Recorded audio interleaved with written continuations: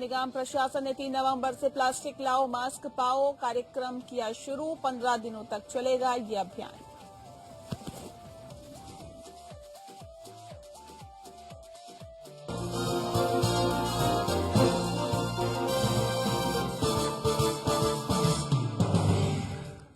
नमस्कार, स्वागत है आपका उत्तराखंड के बुलेटिन में और मैं हूं आपके साथ नेहा दुबे। बुलेटिन की शुरुआत करते हैं। राज्य सरकार ने प्रदेश के महिला उद्यमियों को प्रोत्साहित करने के लिए एक बड़ा फैसला लिया है। सरकार ने राज्य में 5100 महिला उद्यमियों को कियोस्क आवंटित करने का फैसला लिया है। दरअसल मंत्रिमंडल की बैठक में इस योजना को मंजूरी मिल गई है। पिछले साल एक कार्यक्रम के दौरान मुख्यमंत्री त्रिवेंद्र सिंह रावत ने इसकी घोषणा की थी, जिसके बाद महिला उद्यमियों को प्रोत्साहित किया जा सके। उत्तराखंड में महिला उद्यमी अपनी आजीविका संवर्धन के लिए कृषि, उद्यान, पशुपालन सहित हस्तशिल्प, हथकरघा कार्य पर आधारित रहती हैं और ऐसे में महिला उद्यमियों की ओर से बनाई गई इन वस्तुओं को बेचने के लिए तमाम दिक्कतों का सामना भी करना पड़ता है। लेकिन अब कियोस्क देने का फैसला राज्य सरकार ने किया है। हमने राज्य में कियोस्क, ये जो एक पूरा जो हमारे पटरी ठेली वाले वेंडिंग जोन में रहने वाले उनके लिए पूरा कियोस्क बना के देना, तो ये हमने जितनी महिला उद्यमी उनके लिए केवल किया है। और इसके उद्देश्य से हमने फर्स्ट फेज में 5000 हम ये कियोस्क बनाएंगे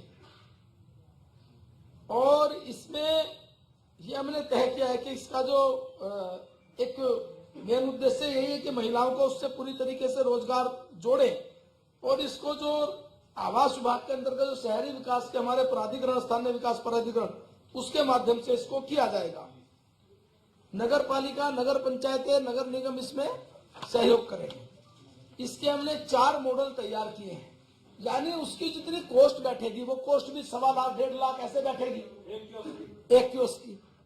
तो उसमें से 40% उनको नहीं देना पड़ेगा, 20% उसमें से आएगा। 20 आज स्पेशल रूप से कहा कि उनको हम करेंगे। ये 5100 महिला उद्यमियों को जाएगा सारे निकायों में। जी हाँ, तो सरकार ने एक बड़ा फैसला लिया है महिला उद्यमियों को प्रोत्साहित करने के लिए। ज्यादा जानकारी देने के लिए ज्ञानेंद्र तिवारी हमारे संवाददाता फोन लाइन पे जुड़ गए हैं। ज्ञानेंद्र, जानना चाहेंगे कि इस फैसले के बाद महिला उद्यमियों की क्या कुछ राय है और इसे किस तरह से देख रहे हैं? साफ तौर पे कितना मदद उनको अपने कार्य को आगे बढ़ाने में कियोस्क मिलने के बाद मिलेगी? देखिए, मुख्यमंत्री त्रिवेंद्र सिंह रावत ने पिछले वर्ष ये घोषणा की थी कि महिलाओं को, उद्यमियों को प्रोत्साहित करने के लिए सरकार योजना लाएगी और जिस तरीके से ये योजना लाई गई है, तकरीबन 5100 महिलाओं को कियोस्क आवंटित किया जाएगा। खासतौर पर इसका जो फायदा है वो दूर दराज के ग्रामीण इलाकों में रहने वाली महिलाओं को मिलेगा। प्रदेश के 95 जो ब्लॉक हैं उनके अंतर्गत इसका आवंटन किया जाना है और जिस तरीके से सरकार ने जो खाका तैयार किया गया है इसको लेके, तो सरकार की तरफ से ये कहा गया है कि जो भी उत्तराखंड में महिला उद्यमी हैं वो अपनी आजीविका को लेके इसमें काम कर सकती हैं। खासतौर पे कृषि, उद्यान, पशुपालन समेत जो हस्तशिल्प, हर कला के क्षेत्र के जो लोग हैं, जो महिलाएं हैं जो काम करते हैं, उन महिलाओं की जो बनाई गई, हाथों से बनाई गई जो भी वस्तुएं हैं उसे बेचने में जो पहले दिक्कतें आती थी उसे इसके तहत दूर किया जाएगा। खासतौर पे जो एक मार्केट है वो भी बेहतर होगा इसके जरिए, सरकार का कहना है इस योजना के तहत। और जो महिला उद्यमिता विकास एवं आवंटन के लिए जो उत्तराखंड सरकार ने इस योजना की शुरुआत की है, इससे जो 4 धाम क्षेत्र है, केदारनाथ जो है, बद्रीनाथ है, वहाँ से जुड़े जो व्यवसायिक है उनके दृष्टिकोण से इसकी शुरुआत की जा रही है ताकि वहाँ जो हस्तशिल्पी हैं, जो काम करते हैं, हाथों से बनाए हुए जो वस्तुएं हैं, उनको एक प्लेटफॉर्म मिल सके। तो इस योजना की शुरुआत से जो महिलाएं हैं प्रदेश की, जो इन योजनाओं से जुड़ेंगी, तकरीबन 5100 महिलाओं को जोड़ने का लक्ष्य सरकार ने इस योजना के तहत रखा है। चलिए, बहुत शुक्रिया आपका ज्ञानेंद्र, तमाम जानकारी हम तक पहुंचाने के लिए। तो महिला उद्यमियों को प्रोत्साहित करने के लिए सरकार ने कदम उठाया, लेकिन इससे कितना फायदा उन महिलाओं को मिलेगा जो कि अपने आप पर निर्भर हैं, ये वाकई देखने वाली बात होगी। प्रदेश के शहरी निकाय में शामिल नए क्षेत्रों के निवासियों को राज्य स्थापना दिवस के मौके पर बड़ी राहत देने जा रही है। आपको बता दें कि इन क्षेत्रों में आवासीय भवनों से 10 वर्ष तक भवन कर नहीं लिया जाएगा। बताया ये भी जा रहा है कि इससे लगभग 2.5 लाख परिवारों को लाभ मिलेगा। त्रिवेंद्र रावत सरकार ने मंत्रिमंडल में ये फैसला लिया है और इसे बेहद महत्वपूर्ण फैसला बताया जा रहा है। शहरी विकास है, आवास है, उद्यान है, शिक्षा है, नई शिक्षा नीति है और आदि आदि विभाग से संबंधित आए हैं। उनमें से एक विषय को हमने अगली कैबिनेट के लिए रिफर किया है, बाकी सब पर माननीय मंत्रिपरिषद ने निर्णय लिया है। और उसमें से जो महत्वपूर्ण है, हमने महिलाओं के लिए इस राज्य में 51 से प्लस बनाने का जो निर्णय लिया है, उसके लिए हम 40% का एक व्यवस्था वो राज्य सरकार अपने संसाधनों से करेगी। 20% मुख्यमंत्री स्वरोजगार योजना के अंतर्गत जाएगा। 20% आज विशेष रूप से मुख्यमंत्री जी ने आज कहा कि वो राज्य सरकार विभिन्न रूप से चाहे प्राधिकरण चाहे अन्य प्रकार से वहन करेगी। तो ये भी एक बहुत बड़ा निर्णय और महत्वपूर्ण निर्णय हमने लिया है।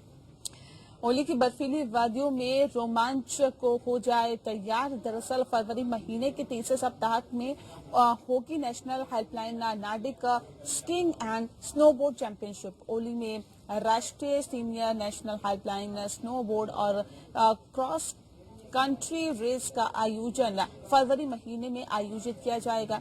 दरअसल उत्तराखंड विंटर डेस्टिनेशन ओली की Nanda Devi international ski slope को भी एक बार फिर से नेशनल विंटर गेम्स की मेजबानी मिलेगी और वर्ष 2022 में चीन में विंटर ओलंपिक गेम्स होने वाले हैं और ऐसे में भारतीय टीम के चयन और तैयारियों को लेकर ओली में होने वाले इन विंटर गेम्स पर सभी की निगाहें होंगी। बार हमें केंद्र से हमें स्नोबोर्ड और जो हमारी क्रॉस कंट्री इवेंट है उसकी चैंपियनशिप हम लोगों को अलॉट हुई है। तो आप लोग इसकी तैयारियां कीजिए यहाँ पे। तो हमारी जो डिस्ट्रिक्ट लेवल की यहाँ पे स्की एंड स्नोबोर्ड एसोसिएशन है यहाँ पर और बाकी तमाम जो भी एजेंसी है यहाँ पर, हम लोग इसकी तैयारियों में यहाँ पे जुट गए हैं ताकि जो आने वाले फरवरी के 2nd और 3rd वीक में जो यहाँ पे नेशनल गेम्स होने हैं तो उसको एक अच्छे ढंग से कर सके। और खिलाड़ियों के लिए अगर इस बार भी अच्छे हिमपात रहता है तो अच्छा गेम तो होगा ही होगा। वो लोग प्रैक्टिस करेंगे और आगे आने वाले जो ओलंपिक गेम्स हैं उसके लिए भी उनको एक अच्छी तैयारी और अच्छा एक्सपोजर मिलेगा। तो विंटर गेम्स के लिए तैयारी की जा रही है। चमोली पूरी तरह से तैयार है। 2022 में चीन और भारत के विंटर गेम्स पर सभी की नजर है। संदीप कुमार ज्यादा जानकारी देने के लिए हमारे संवाददाता फोन लाइन पर जुड़ गए हैं। संदीप, जानना चाहेंगे विंटर गेम्स के लिए कितनी तैयार है चमोली और 2022 में क्योंकि भारत और चीन के बीच आए विंटर गेम्स पर सभी की निगाहें टिकी हुई है, किस तरह की तैयारियां की जा रही है? संदीप, सुन पा रहे हैं आप हमें?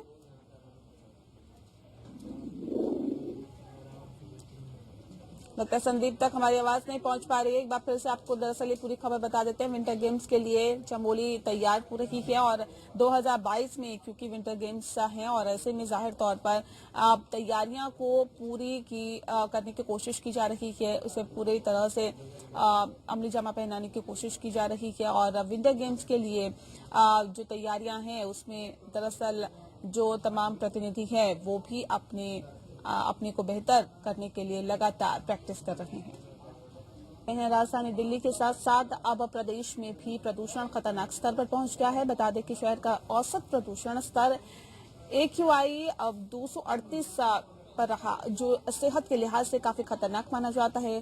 कनॉट प्लेस, कंटेनमेंट टाउन और रायपुर में प्रदूषण का स्तर 315 रहा, जो कि स्वास्थ्य की दृष्टि से काफी खतरनाक है। देहरादून के वायुमंडल में कार्बन 1064 माइक्रोग्राम प्रति यूनिट पाई गई है। इसके अतिरिक्त वायुमंडल में अन्य प्रदूषणकारी तत्वों की मात्रा भी सामान्य से काफी ज्यादा पाई गई है।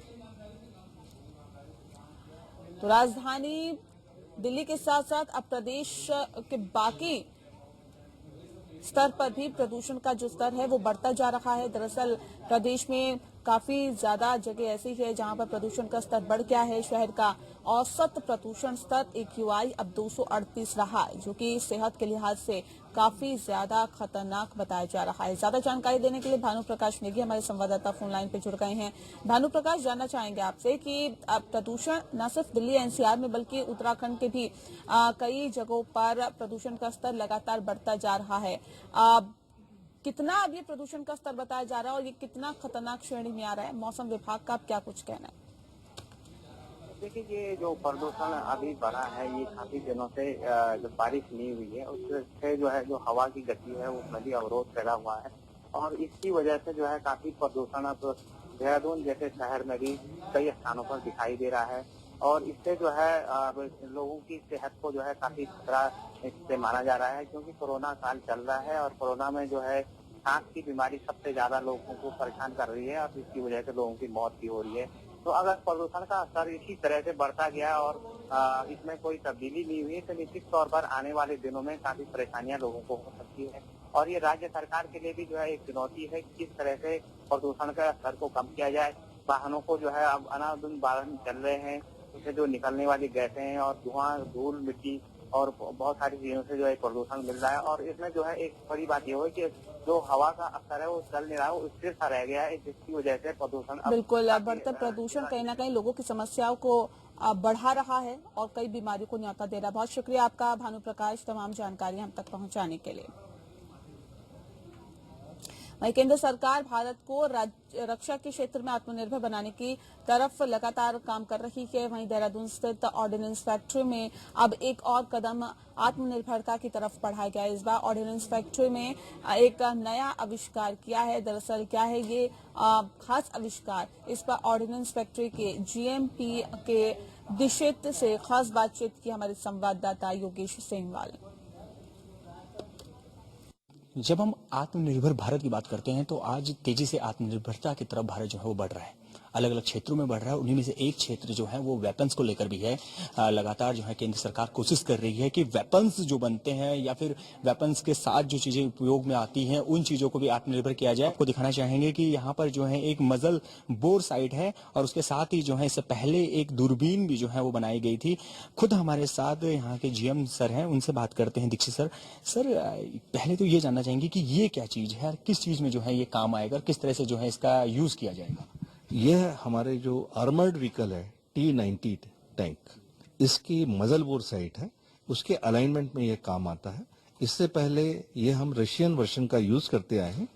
अभी ये पहला इंडिजिनस प्रोडक्ट है जो इसका रिप्लेस करेगा और यह हमें आपको बताते हुए हर्ष हो रहा है कि यह टेक्निकल इवैल्यूएशन में DGMF ट्रायल्स में खरा उतरा है और बहुत ही शीघ्र हमें इसका बल्क प्रोडक्शन के लिए हम इसको हमारी सेवाओं को दे देंगे। सर, एक सवाल ये होता है, सबसे पहले जो अगर हम इंडिया की बात करें तो सवाल होता है कि आखिर पहले जो आता था वो कितने का था और ये कितना प्राइस इसका पड़ेगा, मतलब अंतर भी तो, क्योंकि जब हम बात करें मेड इन इंडिया की तो उसके साथ ही इन चीजों को भी बहुत गौर से लोग जो है वो जानना चाहते हैं। हाँ, आपने बिल्कुल सही सवाल प्रस्तुत किया है। यह हमारी जो मजल बोर साइट है विदेशी साइट की कीमत के कंपैरिजन में 50% आधी कीमत पर लगभग अवेलेबल होगी। कितना सर लगभग? यदि मैं नहीं प्राइस हम आपको डिस्क्लोज नहीं करना चाहेंगे क्योंकि कई बार क्या होता है इस तरह की चीजें। सर, एक और की खासियत क्या है इसकी, अगर मेन खासियत आप कहें कि बहुत ज्यादा ये इसकी खासियत ये है कि इसकी जो टेक्नोलॉजी है, जैसे कि आप देख सकते हैं, इसमें राइट एंगल पे देखा जाता है। आप यहाँ से देखिएगा कि ये अलाइंड है कि नहीं है। ये जो पॉइंट है यहाँ से आप देखिएगा और इससे राइट एंगल पे आपको देखना है और ये पूरी की पूरी जो बैरल है उसका अलाइनमेंट डिसाइड करता है और आगे बने हुए जो हमारे T-90 टैंक्स हैं उसकी एक्यूरेसी इसके अलाइनमेंट पे डिपेंड करती है। तो ये बहुत ही क्रिटिकल इंस्ट्रूमेंट है जो किसी भी आर्मर व्हीकल के लिए बहुत ही क्रिटिकल है। फंक्शनलिटी सबसे इंपॉर्टेंट चीज है, सही निशाना लगना, और सही निशाना लगने के लिए सबसे ज्यादा इम्पोर्टेंट है अलाइनमेंट। तो उस कसौटी पर यह पूरा खरा उतरता है। ये सबकी निगाहें आपकी तरफ रहती हैं जब हम वेपन्स के जो यूजेस की बात करते हैं या उनसे अलग चीजों की जो बात करते हैं, तो क्या कुछ नया कुछ देखने के लिए मिलने वाला है सर? अगर बहुत ही शीघ्र हमने अभी आपको ये जो साइट दिखाई है ये 4X की साइट है। बहुत ही शीघ्र हम आपको स्नाइपर राइफल की 24X की साइट भी आपके साथ अगले 2 महीनों के भीतर लेके आने की कोशिश कर रहे हैं और उसके बाद आने वाले समय में हम लोग इसका मैग्निफिकेशन और बढ़ाते हुए कोशिश करेंगे कि वी रीच 24 से 48x के ऊपर हम लोग ग्रेजुएट करें, ताकि हमारे जो यूजर हैं वो न केवल सेटिस्फाइड हो बल्कि डिलाइटेड भी हो। Thank you so much sir. इसी तरह से जो है लगातार जो है डीआरडीओ भी कोशिश कर रहा है कि नए नई चीज़ें जो है वो सामने लाएं, और जब हम आर्मी की बात करते हैं, आर्मी के यूजर्स की बात करते हैं, तो वो अब आत्मनिर्भर होती जा रही है और हर जगह जो है हो सकता है आने वाले समय में इसी तरह की टेक्नोलॉजी जो हम विदेशों को भी बेचें। मेरी सहयोगी नरेंद्र पिमोली के साथ योगेश सेमवाल, देहरादून। अगली खबर का रुख करते हैं। नगर निगम प्रशासन प्लास्टिक लाओ मास्क पाओ अभियान को नगर निगम परिसर से HDFC बैंक और UNDP के साथ मिलकर अभियान शुरू कर चुका है। दरअसल आपको बता दें कि इस अभियान के अंतर्गत कोई भी व्यक्ति प्लास्टिक और पॉलिथीन लाकर मास्क प्राप्त कर सकता है। यह अभियान 3 नवंबर से आगामी 15 दिनों तक चलेगा। बताया भी जा रहा है कि विभिन्न क्षेत्रों में जैसे गांधी पार्क, पैसिफिक मॉल, नगर निगम देहरादून कार्यालय और कॉलोनियों सहित अपार्टमेंट में चलाया जाएगा। उप नगर आयुक्त रोहतास शर्मा ने जानकारी देते हुए बताया कि नगर निगम ने अभियान चलाया है और ऐसे में 100 ग्राम से ज्यादा पॉलिथीन लाओ और एक मास्क पाओ। ये अभियान इसलिए चलाया गया है क्योंकि कोरोना महामारी के बचाव के लिए मास्क बहुत आवश्यक है। संयुक्त रूप से एक अभियान चलाया गया है कि पॉलिथीन लाओ 100 ग्राम से अधिक और एक मास्क पाओ। ये योजना इसलिए चलाई गई, आपको पता ही है कि इस समय कोविड-19 काफी महामारी बीमारी फैल रही है। इससे एक लोगों में जैसे अवेयरनेस के साथ साथ बहुत से ऐसे लोग हैं जो एकदम मास्क नहीं चेंज कर सकते, अफोर्ड नहीं कर सकते। ऐसे लोगों के लिए ये व्यवस्था की गई है जो 15 दिन कंटिन्यू चलेगी कि 100 ग्राम से अधिक जो आप पॉलिथीन लाएंगे और उसको हम मास्क फ्री देंगे। इससे हमारे शहर की सफाई व्यवस्था में जो सुधार भी आएगा, क्योंकि पॉलिथीन अक्सर लोग उपयोग करके कूड़े में कचरे में फेंक देते हैं। चाहे वो किस तरह की पॉलिथीन हो, कोई भी व्यक्ति लाए, चाहे वो कचरे से निकाल के लाए, कहीं से भी लाए, हमारे स्टॉल जो हमने कियोस्क लगा रखा है उस पर हमको उपलब्ध कराएगा तो एक मास्क हम लोग उसको फ्री देंगे। यदि उसी मात्रा में अधिक मात्रा में लाएगा तो उस तरह से उनको और उपलब्ध कराया जाएगा। और बुलेटिन में यहाँ वक्त हो गया एक ब्रेक का, जल्द लौटेंगे।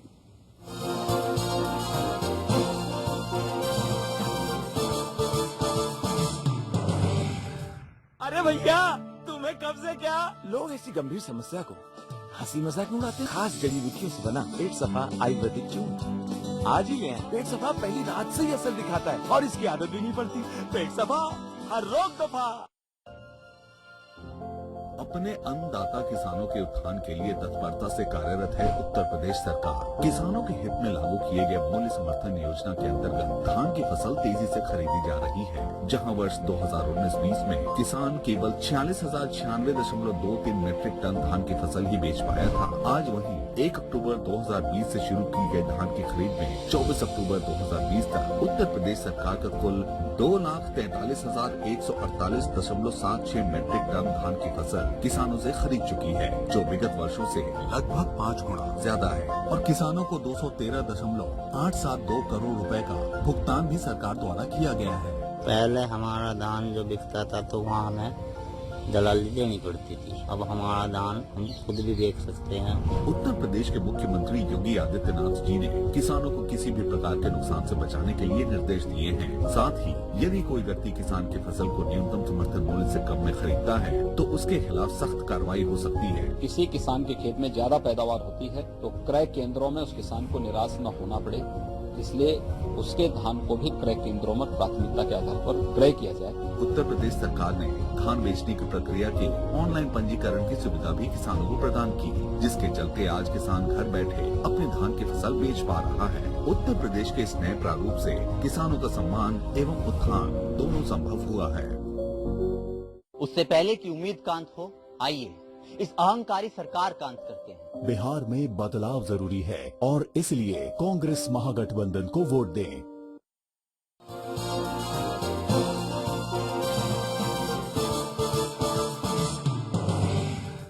ब्रेक ब्रेक के बाद स्वागत है आपका। खबरों में आगे बढ़ते हैं। लूट और ठगी जैसे संगीन अपराधों पर लगाम लगाने के लिए लगातार पुलिस अभियान चलाकर एटीएम और बैंकों की सुरक्षा व्यवस्था चाक चौबंद करने की हिदायत दे रही है। बैंकों में लगे सीसीटीवी कैमरों को सुचारू रखने और सुरक्षा गार्ड की व्यवस्था दुरुस्त रखने की लगातार नसीहतें दी जा रही है। लेकिन मंगलोर के गुरुकुल नारसन में पीएनबी की बैंक शाखा खुद ही सुरक्षित नहीं है, जिसका प्रमुख कारण बैंक और एटीएम में सुरक्षा गार्ड का अभाव है। बैंक में लाखों में लेन देन होता है, फिर भी बैंक ने खाता धारकों और स्वयं की सुरक्षा के लिए कोई भी इंतजाम नहीं किए हैं।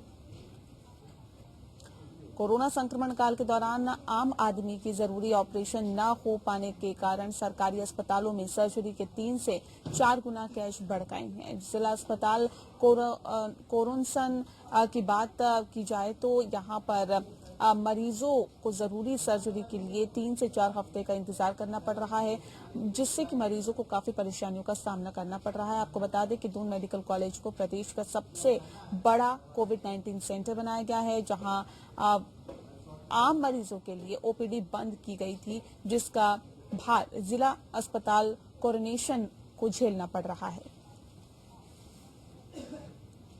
चमोली जिले के ऊंचाई वाले क्षेत्रों में सीजन की पहली बर्फबारी शुरू हो गई है। चमोली जिले के सीमांत क्षेत्र नीति घाटी में सीजन की पहली बर्फबारी से पूरे गांव में चारों तरफ प्रकृति ने सफेद चादर ओढ़ ली है।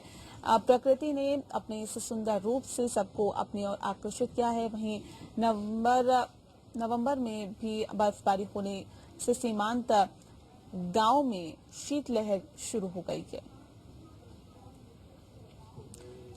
दिवाली के पर्व को लेकर देहरादून पुलिस प्रशासन पूरी तरह से अलर्ट मोड पर दिखाई दे रही है। वहीं देहरादून शहर के मुख्य बाजार में लगने वाले पटाखों की दुकानों पर प्रशासन अपनी पैनी नजर बनाए हुए है। आपको बता दें कि देहरादून शहर के बीच में पटाखों की दुकानें लगाई जाती है, जहां पर भारी भीड़ रहती है। ऐसे में वहां पर काफी खतरा बना हुआ रहता है। डीआईजी अरुण मोहन जोशी की माने तो पटाखों की दुकानों को लेकर जो भी एनओसी जारी की जा रही है, उसमें एसपी सिटी और एसपी देहात को पहले से ही अवगत किया गया है। एनओसी जारी करने से पहले वहां पर फायर की सभी जानकारी से लेकर एनओसी जारी की जाएगी।